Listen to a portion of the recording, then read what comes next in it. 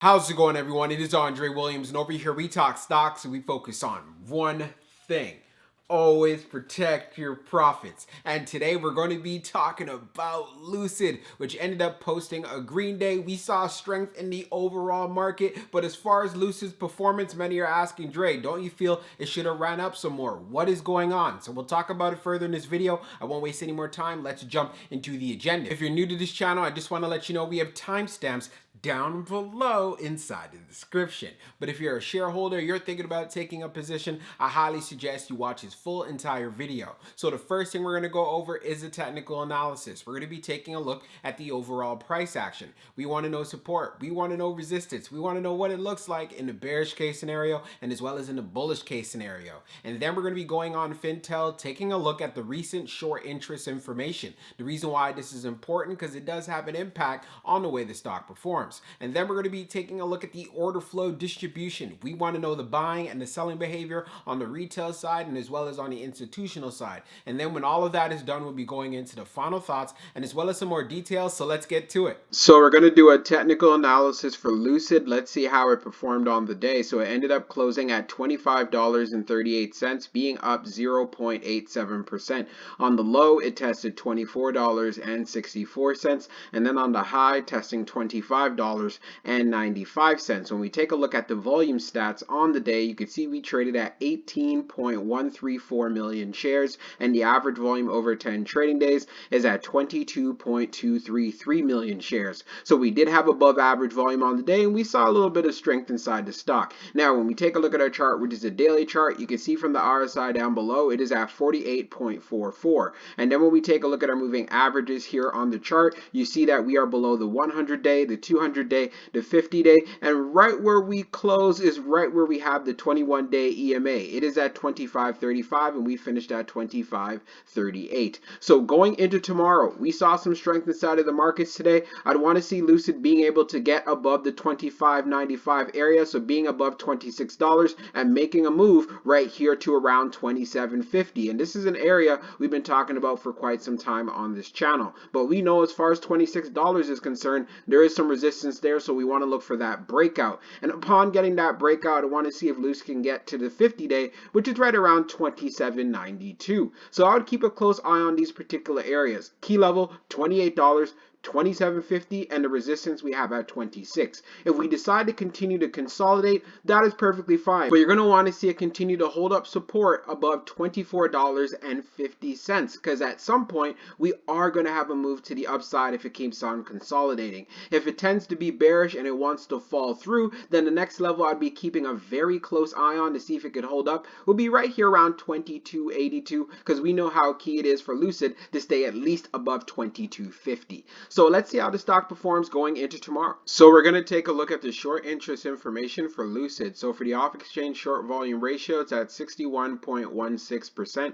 And then for the off-exchange short volume, it is just over 3.72 million shares. Scrolling down further on the page, the short shares availability is at 400,000, updated 2 minutes ago. And then for the short borrow fee rate, it is at 7.83%. When we take a look at the history of the short volume, you can see for the close of the 24th, it was at 51.88, and then for the close of the 25th being at 61.16. So what this shows us, Lucid does continue to have short squeeze potential. Now let's move on to the order flow distribution. Now let's take a look at the order flow distribution for Lucid. So we see on the inflow it's at 85.08, and then on the outflow it's at 66.88. So we had an inflow day, and keep in mind these numbers are in the millions. Taking a look at the large, it was 7.77. On the medium, it was 51.68, and then on the small, it was 25.63. Taking a look at the outflow side, you can see on the large, it was 3.28, then on the medium, it was 38.64, and then on the small, being at 24.96. Taking a look at the large scale orders in the last 5 days, you can see for today, March the 28th, being that inflow of 4.49 million. Analyzing the numbers even further for the small scale orders, that tends to represent the retail side, we had more buying than we had selling. And then when we take a look at what happened on the medium, we had more buying than we had selling. And then when we take a look at the large, which represents whales, institutions, and funds, we had more buying than we had selling. And then when we take a look at the turnover ratio, continues to be a consistent range at 1.10%.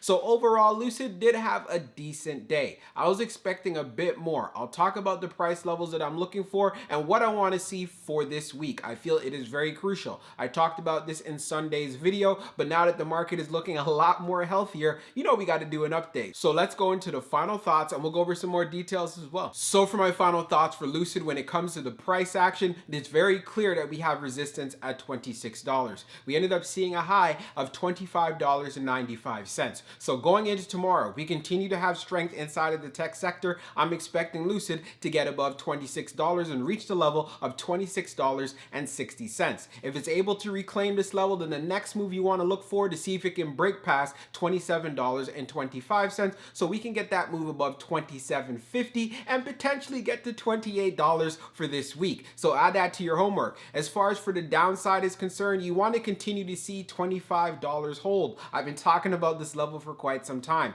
If we end up breaking through it, then of course the next area of support to the downside that you want to see hold up is around $22.50. But keep in mind, if we decide to consolidate, that is not a bad thing either because it just gets us ready for the next move up. So even though we are lagging the market, we want to see Lucid pick up. And the reason why this is important, because if we do have a red day or we have a major pullback, then we're going back to square one. And what I'm talking about being back into the $24, $23 range. Also, when we went on Fintel, taking a look at the short interest information, it does continue to have short squeeze potential. But if you've been in this play long enough, that should not be surprising whatsoever. It's a volatile growth stock at the end of the day, and they haven't built a profitable business as of yet. So of course there's going to be some negative market sentiment around the stock, and there's a lot of speculation around it. So that's why you want to make sure that you have a strategy before you jump into this play. Many people are asking, did you see how well Tesla ran up? Yes, Tesla did run up. We did see some other EV stocks that were running up, but we also have to understand the fact we are in an environment where we're going to be dealing with interest rate hikes. So stocks are not going to perform how they're used to. Just because you have one sector that is moving up, it doesn't mean all the other stocks in that sector are going to move in the same fashion. You are going to be having some laggards. So that's why it is very important when you're having these plays on your watch list and you're looking at Tesla, you have to understand Tesla has built a profitable business. You can't group it with the same characteristics as Lucid. So I just want to make sure I'm being very clear about that. So it'll be very interesting to see how this stock performs for this coming week. But if we continue to see strength in these markets, I want to see Lucid get to $28. So I hope you enjoyed this video and we'll be talking real soon.